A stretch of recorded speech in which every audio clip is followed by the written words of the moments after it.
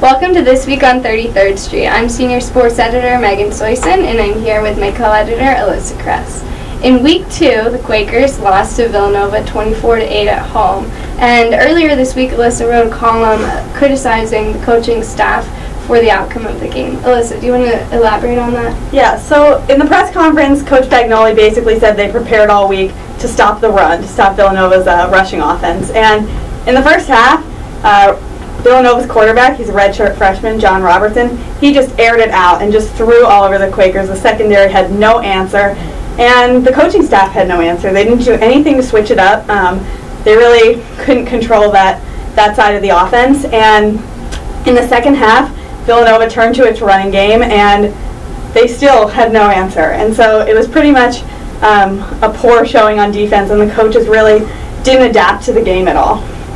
And in that press conference, both Jeff Jack and Sebastian Jaskowski, they kind of alluded to the fact that the Ivy teams and Dartmouth wouldn't execute to the level that Villanova and Lafayette did.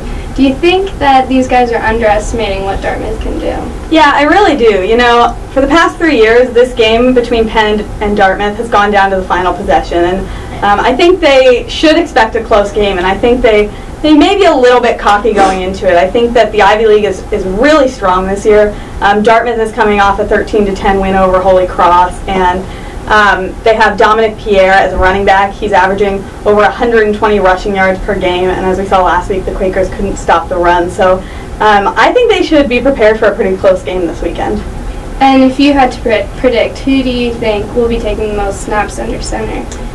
You know, Coach Bagnoli keeps saying there's no quarterback controversy. He told us Billy got hurt in week 1, and that's why Andrew Holland took more snaps last weekend. But I really don't know. I really don't think Bagnoli wants to choose, and I think that, you know, we're going to see both of them throughout the season. And I know it upsets Penn fans and they want Bagnoli to choose, but I just don't think he is. I don't think either of them is particularly strong, both throwing the ball and on the ground, and I think that Bagnoli knows that, and he's just going to keep using both of them as he wants to.